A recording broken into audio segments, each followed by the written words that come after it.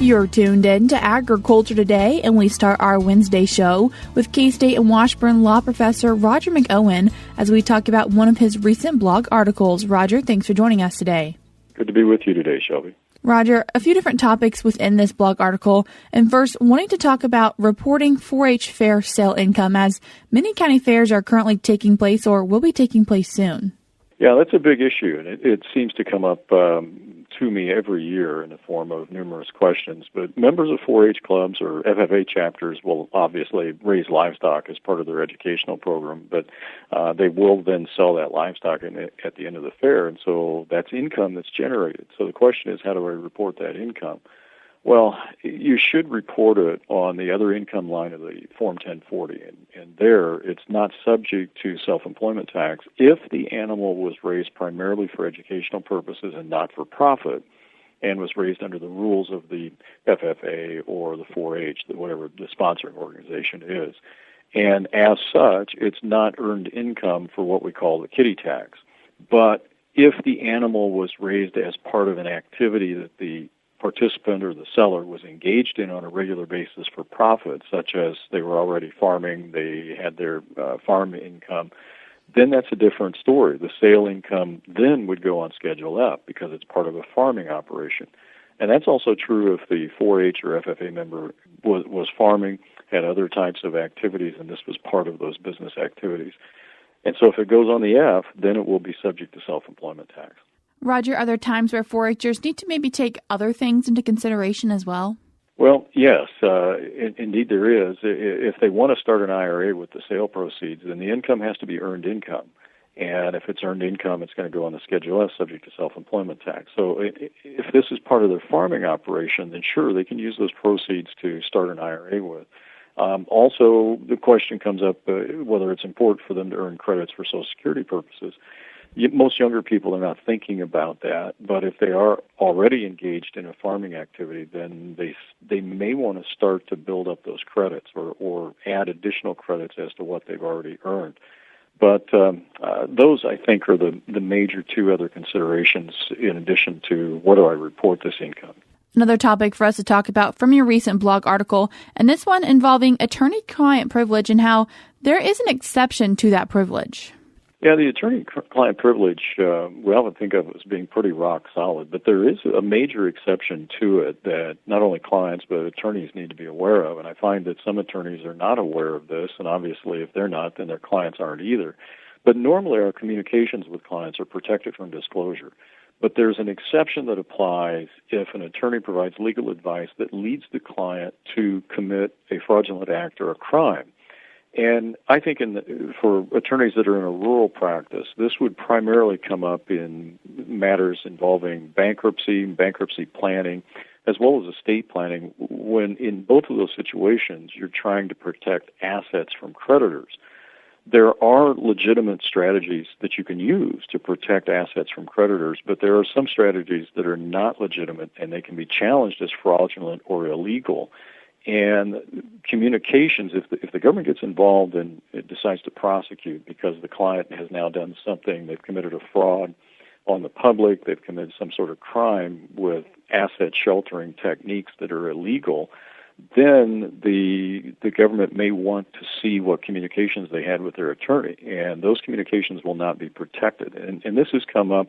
There was a case a number of years ago where an attorney got called before a grand jury that was investigating the client on bankruptcy fraud, and the attorney said, well, all of my communications with the client are protected. And once this got to the court, the appellate court in the federal system, the court said, no, there is U.S. Supreme Court precedent here, and when your client is a target of a grand jury investigation and you are a person of interest, the attorney-client privilege does not apply because the government has to make a determination of what your advice was and whether that was incorrect legal advice that led to the furtherance of a crime. Fortunately, in that situation, the attorney was absolved because the advice that he gave in that case, had the client followed it, was exactly within the law. It was the client that was wrong. So the attorney was absolved, the client was not. But those communications are not protected. Roger, is there a recommendation you have for people to hopefully avoid all of this? Yeah, if you're working with somebody on these types of asset protection strategies, hopefully they'll have somebody else in the firm look at it to make sure that it's sound advice. And if you're working with a solo practitioner, ask permission from that practitioner to take it to somebody else for review. It's always good, I think, to have a second set of eyes look at it because we want to make sure we don't get into some shaky ground here and really get into a hornet's nest of problems. Another point in your recent blog article, Roger, and this one talking about FBAR penalties post-death and wanting to stay on the right side of things. Yeah, the FBAR, FBAR, is the foreign bank asset reporting requirement. And we've had a number of farmers in Kansas in recent years, as well as elsewhere in the United States, that have started farming operations in foreign countries, and particularly in Brazil and other South American countries. And in that instance, you probably are opening up a bank account in that foreign country. Well, the Bank Secrecy Act has a requirement in it that if you have a foreign account that has $10,000 or more in it, at any point during the year, you have to report it to the IRS by the annual tax filing deadline. And the failure to do so has tremendous penalties that come with it, particularly if the failure is determined to be willful.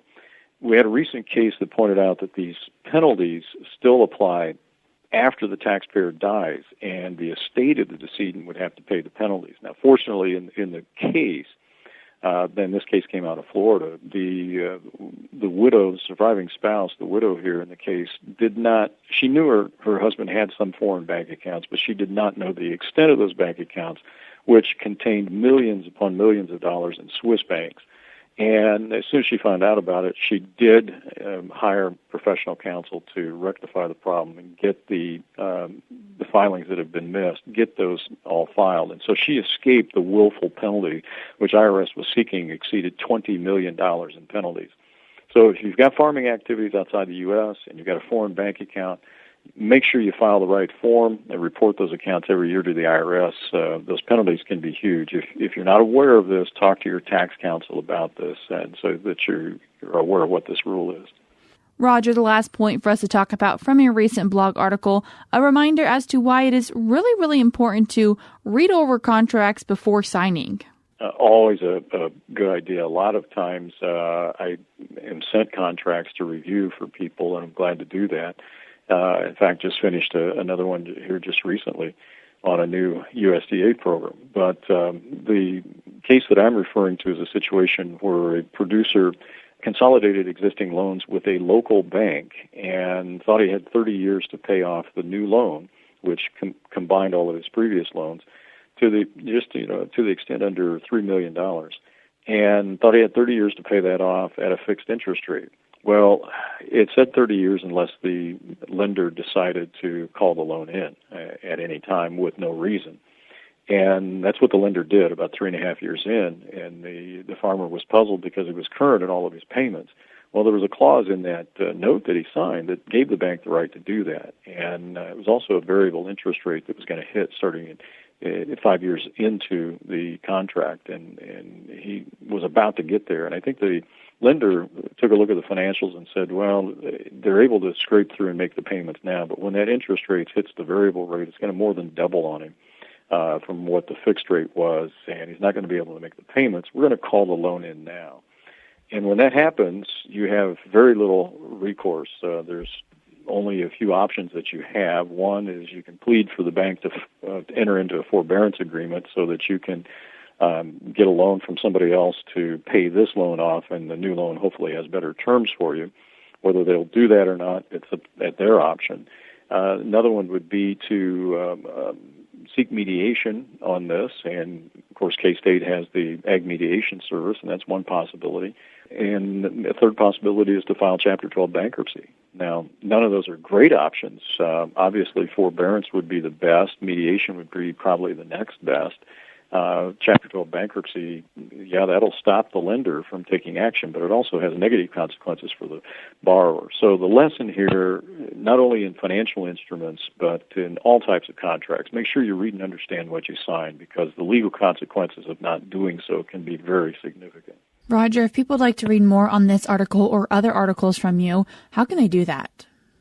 Well, it's posted to my website, and that's washburnlaw.edu/WALTR, also on the Ag Manager website at K-State.